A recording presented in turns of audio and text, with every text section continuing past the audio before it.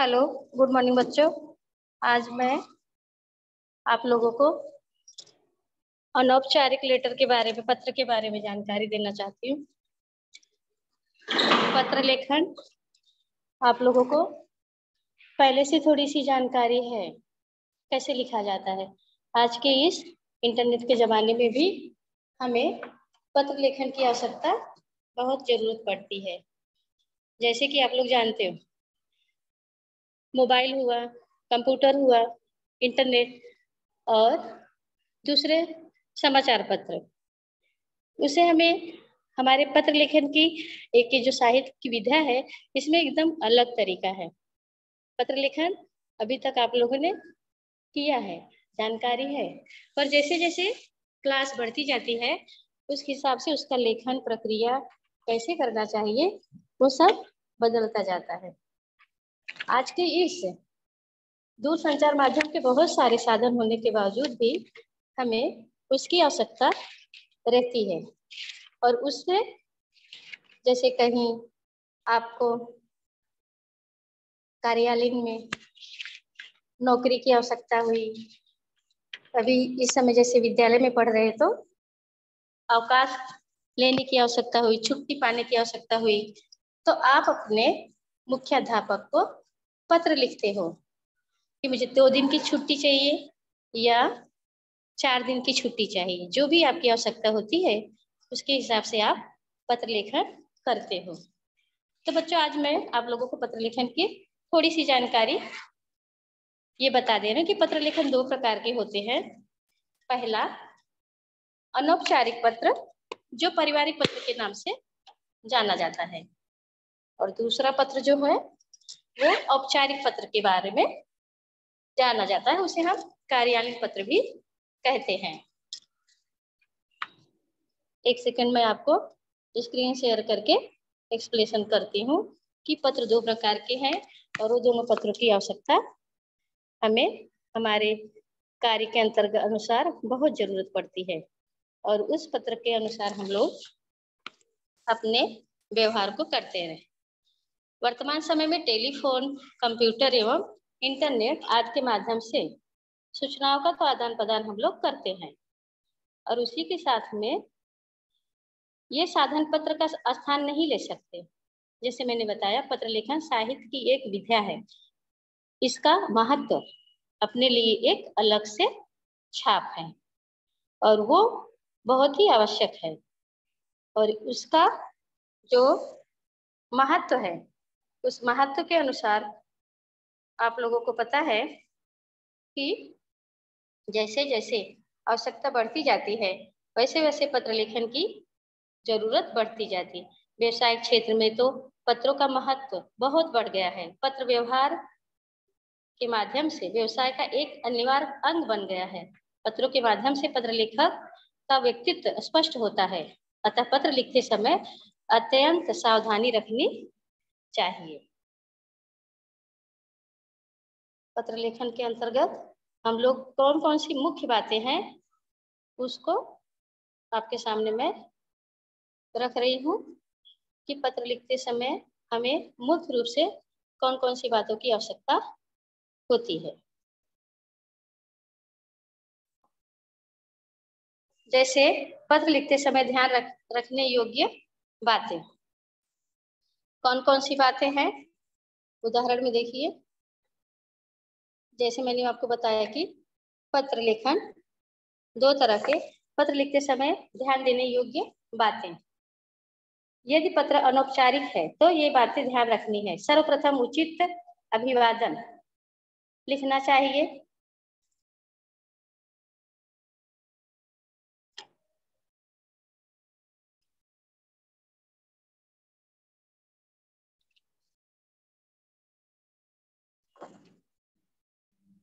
लिखते समय ध्यान रखने योग्य बातें, सर्वप्रथम उचित अभिवादन लिखना चाहिए। उसके बाद कुशल क्षेम पूछना चाहिए। पत्र की भाषा में अपनापन होना चाहिए। पत्र के विषय को अनुच्छेद में बांटकर प्रस्तुत करना चाहिए। पत्र में घिसे पीटे वाक्यों के प्रयोग से बचना चाहिए। यदि पत्र किसी कार्यालय को व्यापारिक प्रतिष्ठान को या संपादक को लिखना हो तो ये बातें ध्यान रखनी चाहिए।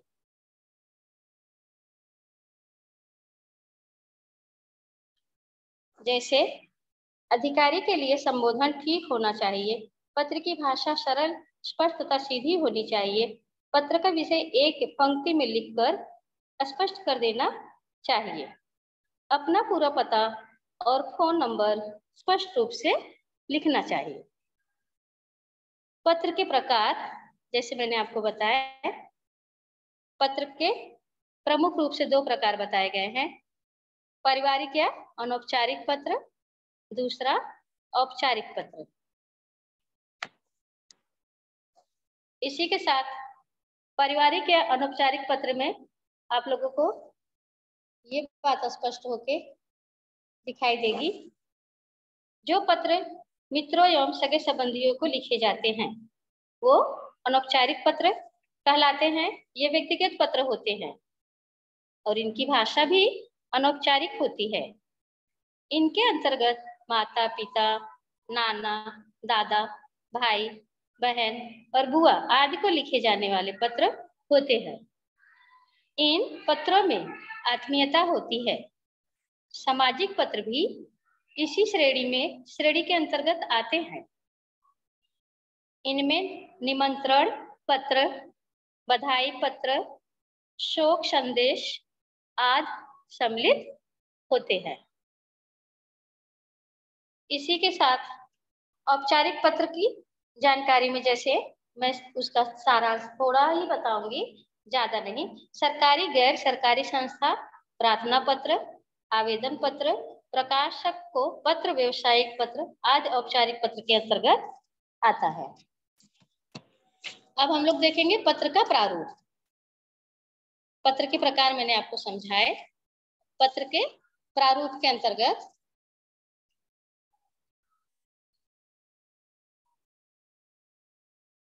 एक सेकेंड में फिर से स्क्रीन शेयर करें।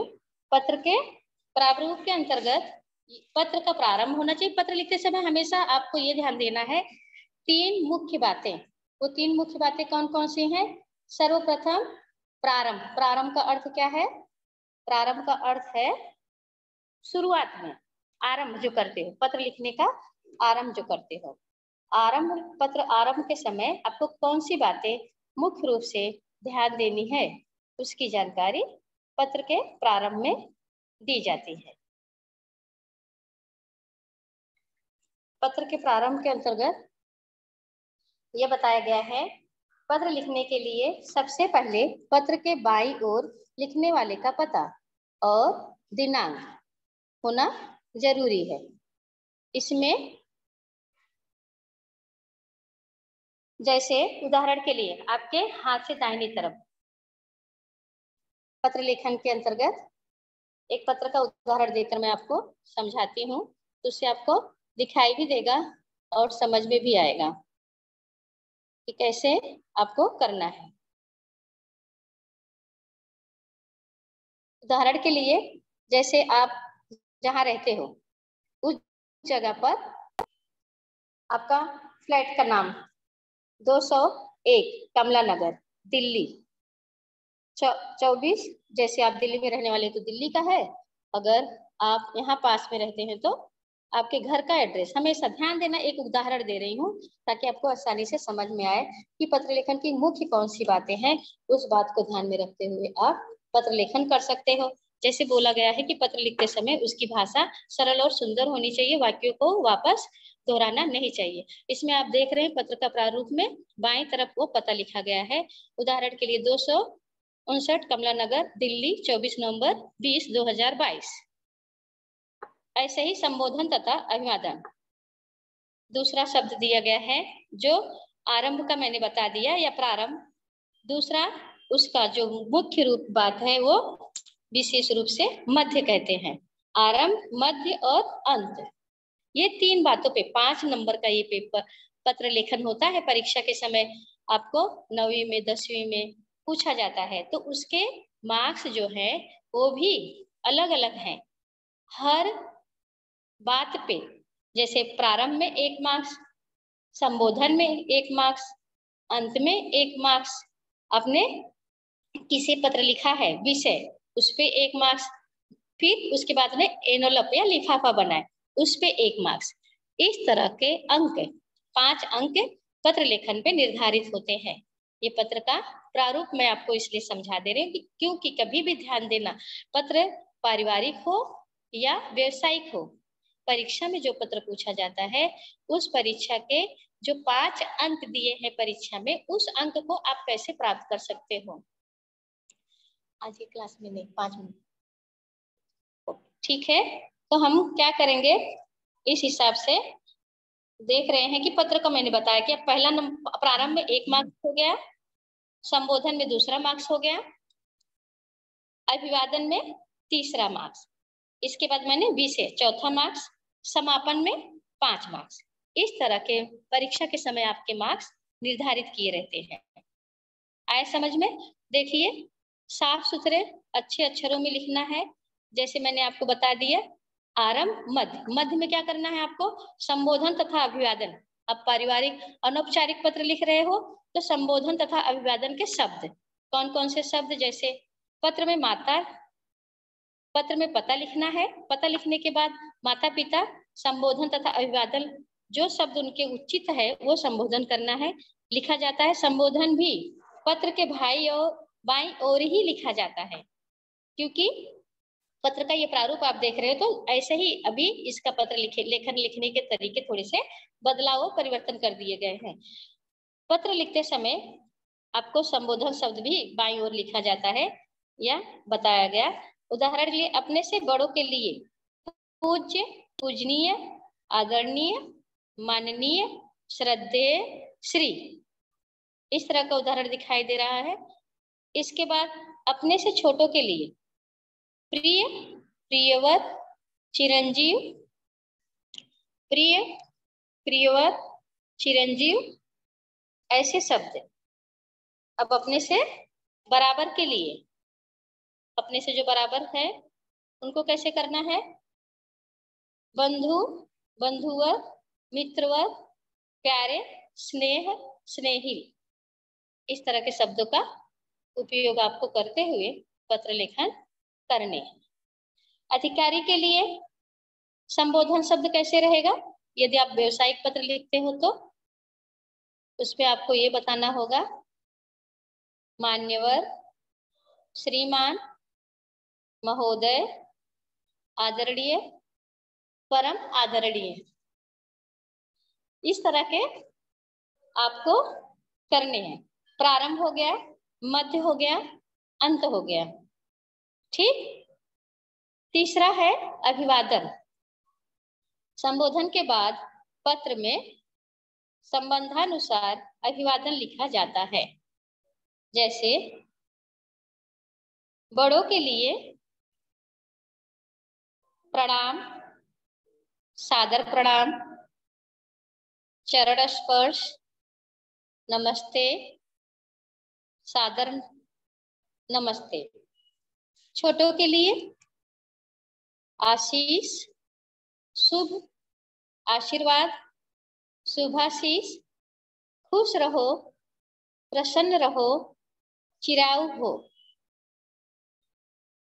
पत्र का मुख्य विषय जो है वो भी लिखना आवश्यक है, जैसे अगर आप अवकाश हेतु पत्र, कार्यालयीन हो गया,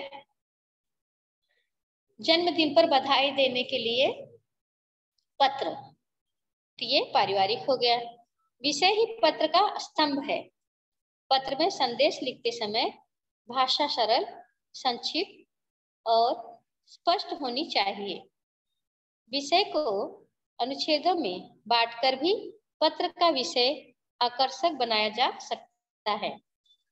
पत्र का समापन 5वां, देखो जैसे आपको 5 मार्क्स का ये पत्र लेखन है, वैसे ही इसके अलग अलग मुख्य मुद्दे दिए गए हैं और उस मुद्दे को ध्यान में रखकर अगर आप पत्र लिखते हो तो हिंदी में मैथ अर्थात गणित और विज्ञान की तरह पूरे के पूरे मार्क्स आपको, अंक आपको नहीं मिल पाएंगे, लेकिन जहां तक अगर सब मुद्दे को ध्यान में रखते हुए 5 पॉइंट को आप लिखते हो तो उस पॉइंट में आपको 4.5 मार्क्स, 4 मार्क्स आपको 4 अंक तो मिलना ही मिलना है, उससे कम आपको मार्क्स नहीं दिया जाएगा। पत्र का समापन करते समय कौन सी विशेष बातें आपको ध्यान में रखनी है? पत्र समापन करते समय ये ध्यान देना है, पत्र समाप्त करते समय समापन शब्दों का प्रयोग किया जाता है। जैसे बड़ों के लिए आपका, आपका आज्ञाकारी, आपका शिष्य, पुत्र, अनुज आदि। और छोटों के लिए तुम्हारा, तुम्हारा शुभ कांक्षी, शुभ चिंतक, शुभेच्छु, हितैषी आदि लिखा जा सकता है, आदि आप लिख सकते हैं। समापन शब्दों के ठीक नीचे पत्र लिखने वाले को नाम लिखा जाता है। अंत में अपने हस्ताक्षर करने चाहिए।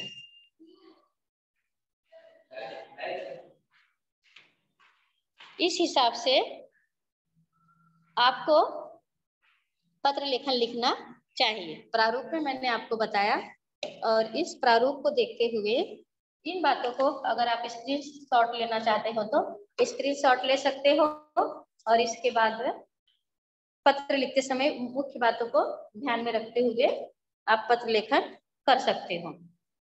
इस तरह से आपको समझाया, समझ में आ गया होगा कि पत्र लिखते समय मुख्य रूप से किन बातों को विशेष ध्यान देनी है। ठीक है, अब आपको क्या करना है, इसका मुख्य बातें 5 जो है उसके लिए आप देख के लिख भी सकते हो, और जानकारी के लिए स्क्रीनशॉट भी ले सकते हो।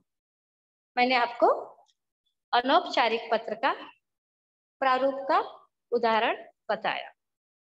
अभी इसके बाद अनौपचारिक पत्र उदाहरण के साथ में कैसे, जैसे छात्रावास में रहकर पढ़ने वाले अपने छोटे भाई बहन को मन लगाकर पढ़ने और समय का सदुपयोग करने की सलाह दीजिए।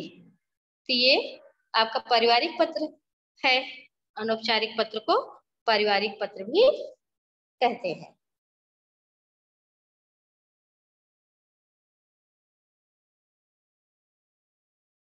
अभी अनौपचारिक पत्र कैसे लिखा जाता है उसका स्क्रीन शेयर मैं करती हूँ। अनौपचारिक पत्र के अंतर्गत उदाहरण के साथ में जैसे मैंने समझाया, छात्रावास में रहकर पढ़ने वाले अपने छोटे भाई बहन को मन लगाकर पढ़ने और समय का सदुपयोग करने की सलाह दीजिए। उदाहरण के लिए, आपसे दूर आपका भाई है और आप उससे ये सलाह देना चाहते हो कि छात्रावास में रहकर आप अपनी पढ़ाई कैसे कर सकते हो और कौन सी मुख्य बातें हैं उस पर ध्यान देना जरूरी है। इस हिसाब से वो आपको आसान रहेगा। जैसे उसको ये समझाना है, हम सब यहाँ पर पत्र में आप जानकारी भी देते हो और बताते भी हो कि वो हम सब यहाँ पर कैसे हैं, और आप वहाँ गए हो पढ़ाई करने के लिए तो आप अपनी पढ़ाई पे ही विशेष ध्यान देना है। तो ध्यान देते समय आप कैसे ध्यान देगा वो समझाना है आपको। उदाहरण के लिए, जैसे आपने लिखा अपने भाई को, हम सब यहाँ पर कुशल हैं, आशा है कि वहां पर आप अपने मित्रों के साथ में कुशल मंगल होंगे। जैसे प्रारूप में आपने क्या किया, बाईं तरफ पता लिखा, वैसे ही पता लिखना है। फिर प्रारंभ में संबोधन शब्द लिखने हैं। उदाहरण के लिए जैसे दिखाई दे रहा है आपको, उसमें ध्यान देते हुए, नेहरू छात्रावास जयपुर, दिनांक, प्रिय भाई, दिनांक जो है आपको, जैसे आज का दिनांक आपको लिखना है तो 31/1/2022। प्रिय भाई, आपका भाई का जो नाम है अक्षर, बहुत बहुत प्यार। हम सब यहाँ पर कुशल है, आशा है कि छात्रावास में तुम भी सकुशल होंगे। अब तक कॉलेज की व्यवस्था, शहर का वातावरण, भोजन और नए मित्रों से तुम भली भांति परिचित हो चुके होंगे। मुझे उम्मीद है कि मुझे उम्मीद है कि वहां पर मुझे उम्मीद है कि वहां पर तुम्हारा जो नए मित्र हैं उनमें से सही परिचय हो गया होगा, अब तक खूब मन भी लग गया होगा। बड़ा भाई होने के नाते मैं यह समझाना चाहता हूँ कि आप वहां पर जिस लिए गए हो वो ध्यान लगाकर पढ़ाई करना और अपना ख्याल रखना। छात्रावास में जिस उद्देश्य से गए उसे भूल मत जाना, क्योंकि यही वह समय है जब तुम अपना भविष्य सुनिश्चित कर सकते हो। अच्छा भविष्य बनाने के लिए बहुत परिश्रम करना पड़ता है। जो विद्यार्थी अपने कठिन परिश्रम से विद्यार्थी जीवन में मन लगाकर पढ़ाई करते हैं उन्हें बाद में भी अधिक कठिनाई नहीं होती। जो विद्यार्थी पढ़ाई के लिए मिले इस समय को घूमने फिरने और बातें करने में व्यर्थ कर देते हैं उन्हें जीवन भर पछताना पड़ता है। सफलता का रहस्य नियमित अध्ययन ही है, इसलिए समय और बर्बाद मत करना। जो समय का आदर नहीं करता समय उसे नष्ट कर देता है। ये उदाहरण भाई अपने भाई को समझाकर पत्र में बताता है और इस पत्र के आधार पर वो ये समझाता है कि जिस उद्देश्य से गए हो उस उद्देश्य में कोई भी बदलाव और परिवर्तन नहीं आना चाहिए। अगर उसमें बदलाव और परिवर्तन आ जाता है तो मतलब आप अपने विचार पर, अपने दृढ़ निर्णय पर सही तरीके से आप अपने कार्य को पूरा नहीं कर पाओगे। घर से दूर रहकर मित्रों से भावनात्मक, ये जो मैं बता रही, आरंभ बताया मैंने, मध्य बताया, अब ये अंत का हिस्सा बता रही हूँ। अंत के हिस्से में आपको जैसे भावनात्मक लगाव होना चाहिए। समापन में देखिए, प्रारंभ बताया, मध्य बताया, अब आपको इसको समापन करते समय अंतिम हिस्सा कैसे संबोधन शब्द को ध्यान में रखते हुए, घर से दूर रहकर मित्रों से भावनात्मक लगाव होना स्वाभाविक है, परंतु मुझे विश्वास है कि तुम वहां रहकर अधिक से अधिक अध्ययन करोगे और अपने लक्ष्य पर ध्यान केंद्रित करोगे। तीसरे हिस्से में यहाँ अंकिता, सोनू तुम्हें बहुत याद करते हैं, उनके छोटे भाई बहन होंगे। अच्छा, अब जल्दी से पत्र लिखना, माँ और पिताजी तुम्हें आशीर्वाद भेज रहे हैं। तुम्हारा भाई शुभम। ये क्या हो गया? समापन। आरंभ, मध्य और समापन, इसी के साथ में पता, विषय, इन 5 बातों को विशेष रूप से ध्यान में रखना है। अगर जब आप इन 5 बातों को ध्यान में रखते हो तो आपका पत्र लेखन बहुत ही सही तरीके से, जैसे मैंने बताया वैसे ही, वही पत्र लेखन जो मैंने आपको पढ़कर बताया वही स्क्रीन शेयर की। देखिए, छात्रावास में रहकर पढ़ने वाले अपने छोटे भाई को मन लगाकर पढ़ने और समय पर समय का सदुपयोग करने के लिए बड़े भाई छोटे भाई को सलाह देता है।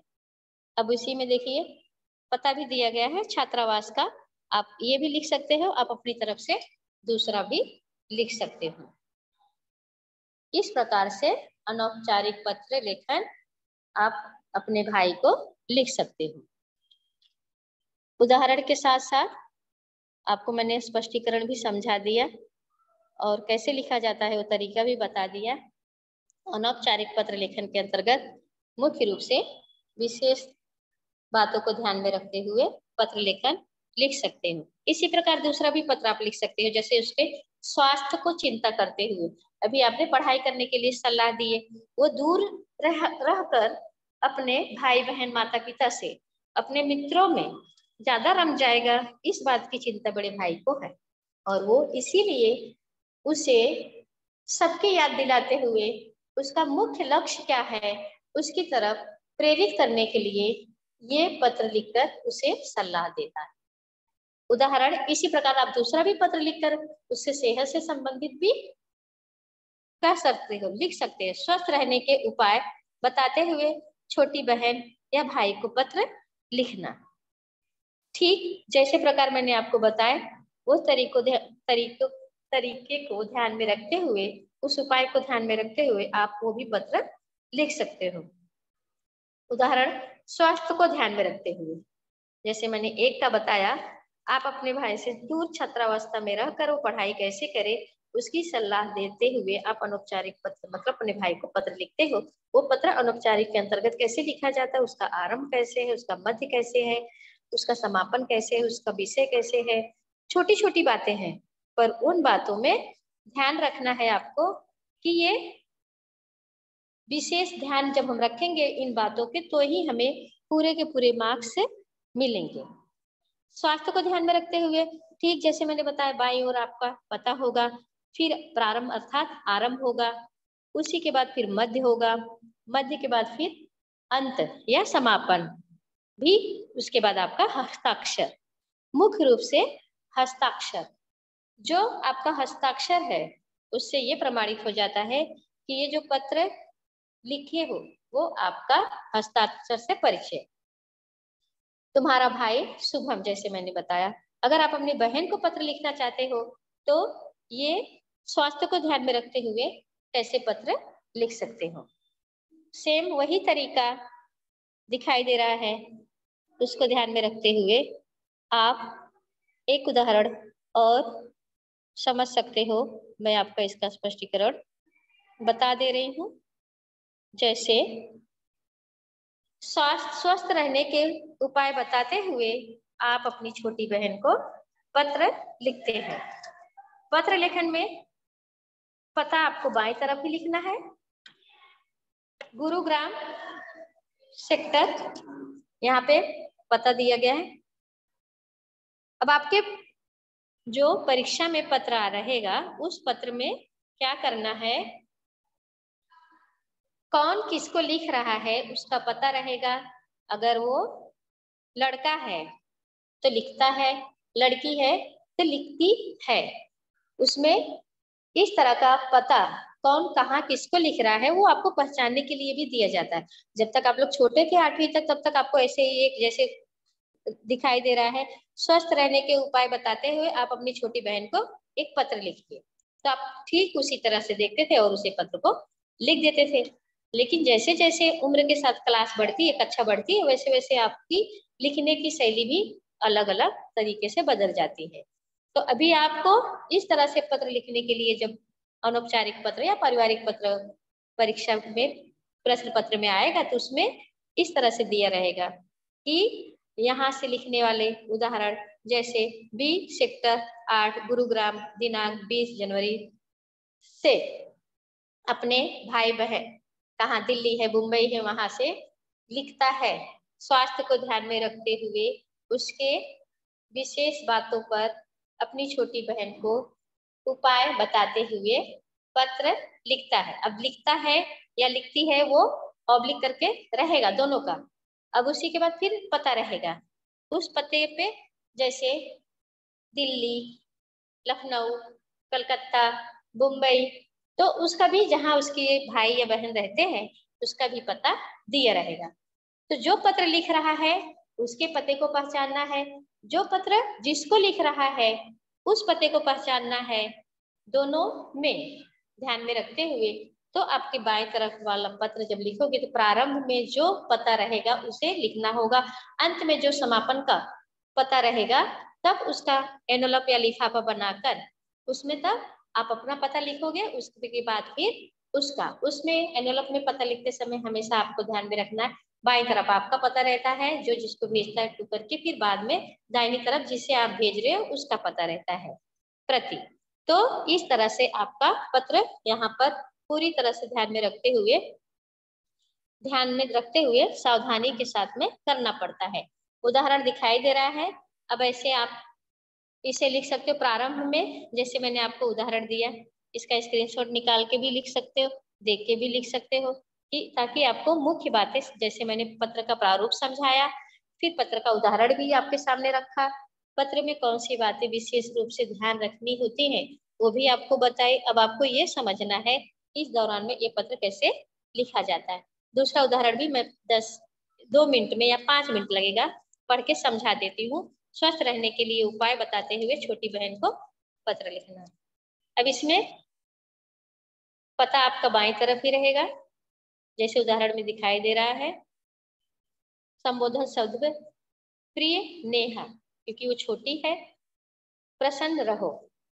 संबोधन शब्द आज सुबह ही तुम्हारा पत्र मिला। यह जानकर बहुत दुख हुआ कि इस समय तुम्हारा स्वास्थ्य खराब चल रहा है। हम सब तुम्हारे स्वास्थ्य को लेकर बहुत चिंतित हैं। तुम शायद इसका कारण नहीं जान पाओ हो, लेकिन मैं जहाँ तक समझ पाई हूँ, यह सब तुम्हारे आलस और ठीक से भोजन न करने का परिणाम है। प्रिय बहन, यदि तुमने अपने आलस को न त्यागा तो तुम जीवन में कभी उन्नति नहीं कर पाओगी। अच्छे स्वास्थ्य के लिए पौष्टिक भोजन लेना बहुत जरूरी है। जहां तक संभव हो बाहर की चटपटी चीजों से बचना चाहिए।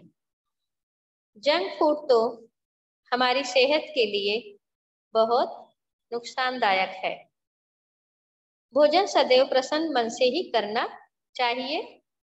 क्रोध और तनाव भी स्वास्थ्य को हानि पहुंचाते हैं, अतः इससे भी बचना चाहिए। भोजन के समान ही पर्याप्त नींद भी आवश्यक है। रात को बहुत देर तक नहीं सोना चाहिए। सही समय पर सोना और जागना भी स्वास्थ्य के लिए आवश्यक है। इसके साथ साथ शरीर को स्वस्थ रखने के लिए प्रातः उठकर व्यायाम करना चाहिए। व्यायाम द्वारा शरीर शक्तिशाली एवं स्फूर्तिमय हो जाता है। जैसे आप लोग जानते हो, आज की भागम भाग दिनचर्या में ये कार्य कोई भी करने के लिए तैयार नहीं होता है। रात तक मोबाइल देखना, टीवी देखना, देर से खाना खाना, फिर सो जाना, फिर सुबह नींद। जब शरीर को 6 से 7 घंटे की नींद की आवश्यकता है, तो वो जब तक पूरा नहीं होगा तब तक वो नींद पूरी नहीं होगी।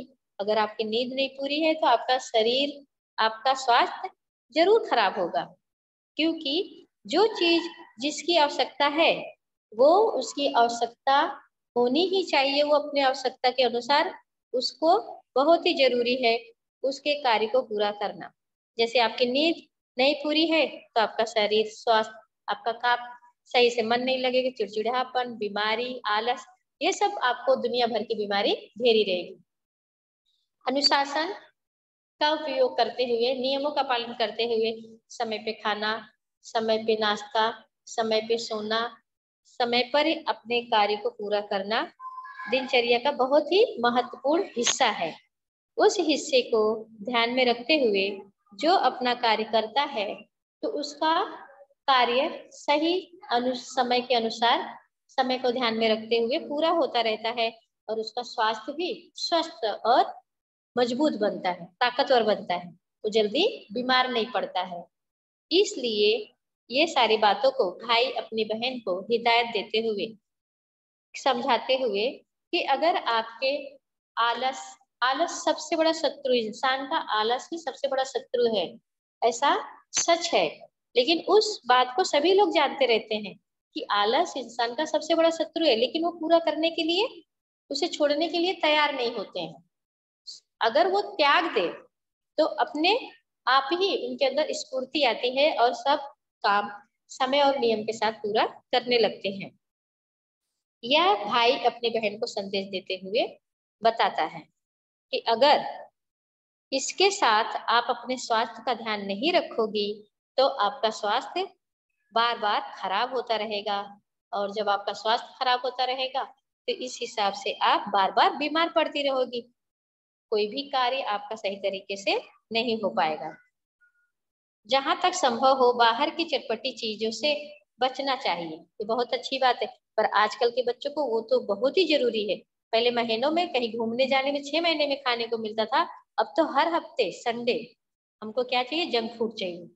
इस तरह से उनकी सेहत को कितना नुकसान करता है इसका उनको चिंता ही नहीं रहती।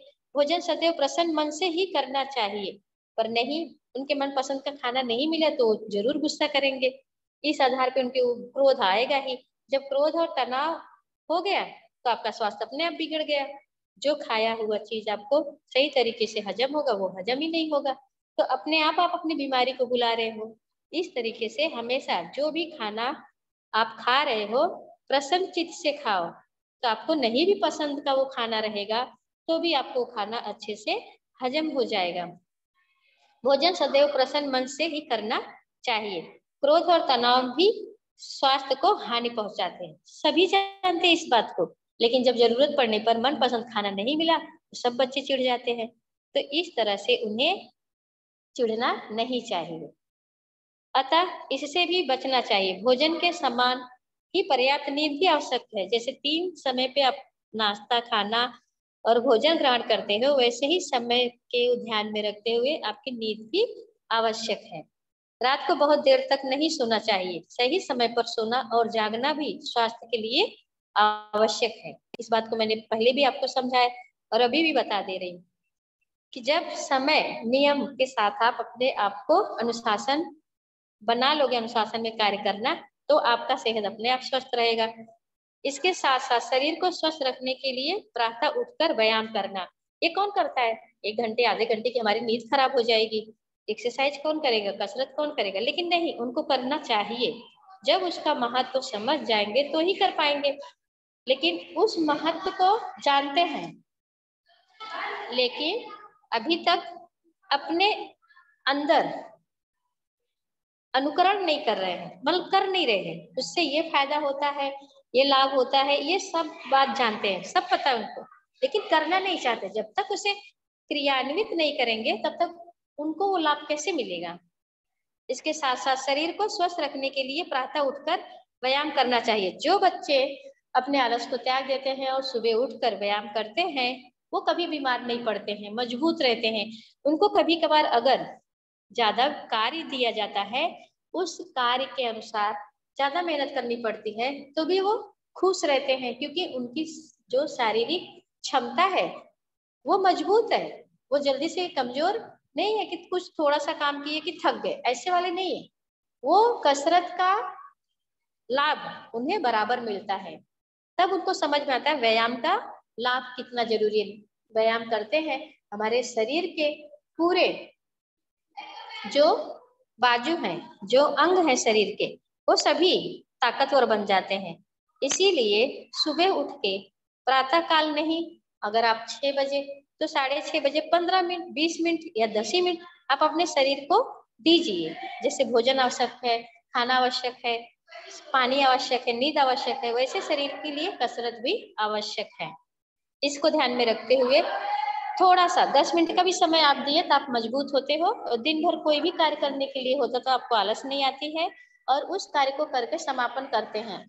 इसके साथ में आप व्यायाम का लाभ आपको कितना हो रहा है वो भी आपको अच्छी तरह समझ में आ जाता है। शरीर शक्तिशाली एवं स्फूर्तिमय हो जाता है। जैसे मैंने उदाहरण दिया, अगर जो कसरत नहीं करते हैं वो बच्चे क्या करते हैं, थोड़ा सा कुछ काम किए तुरंत उनको थकावट लग जाती है और इतने में उनका शरीर ताकत, उनकी जो रोग प्रतिकारक शक्ति होती है, उनकी अंदर की जो शक्ति होती है वो कमजोर होती है। अगर वो एक्सरसाइज करते, कसरत करते तो वो मजबूत होते। उनको रोज से भी थोड़ा सा ज्यादा काम हो गया करने के लिए तो भी वो थकते नहीं, थकावट नहीं लगती। जो लोग व्यायाम करते हैं उन्हें कभी किसी प्रकार का रोग नहीं होता।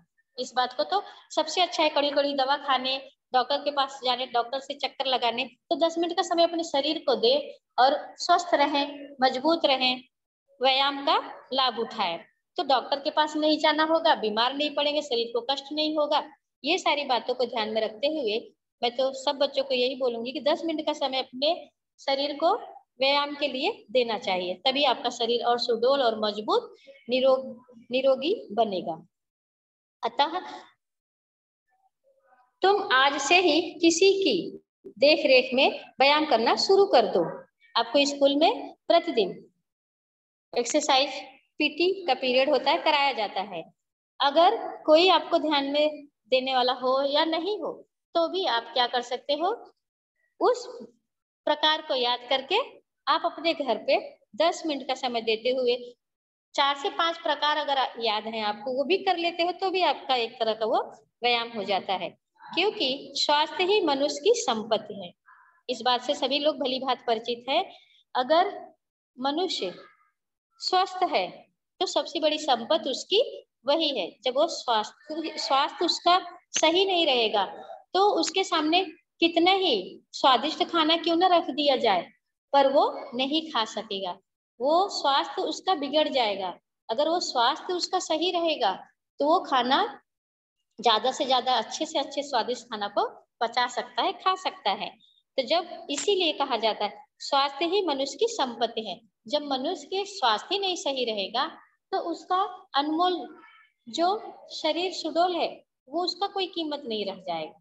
इसीलिए अगर आप व्यायाम करते हो तो आपका शरीर सुडौल सुंदर निरोगी बनता है, तो आपका स्वास्थ्य जो है वो स्वस्थ रहता है। तो इस समय आपको ताकत भी आती है और आप मजबूती से अपने आप को कर भी सकते हो, रख भी सकते हो। इसीलिए कहा जाता है हेल्थ इज वेल्थ। आपका जो स्वास्थ्य है वही आपका संपत्ति है। स्वास्थ्य ही मनुष्य की संपत्ति है। ये संदेश को ध्यान में रखते हुए आपसे बच्चे सभी लोग एक्सरसाइज करेंगे और अपने स्वास्थ्य पर विशेष ध्यान रखेंगे। अभी बस इतना ही, अपने स्वास्थ्य का ध्यान रखना। हम सब जल्दी ही तुम्हारे पास आएंगे।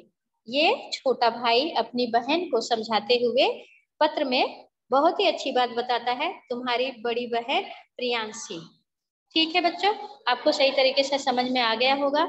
मैं उम्मीद करती हूँ यह पत्र लेखन, अनौपचारिक पत्र लेखन, पारिवारिक, दो तरह के मैंने उदाहरण आपको समझाए और इस उदाहरण के साथ में मैंने आपके स्वास्थ्य के बारे में भी थोड़ी सी जानकारी दे दी।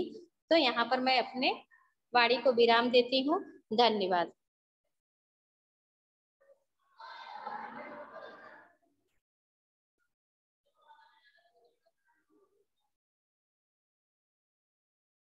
ये जो स्क्रीन शेयर दिखाई दे रहा है इसे आप स्क्रीन करके लिख भी सकते हो, स्क्रीनशॉट भी ले सकते हो।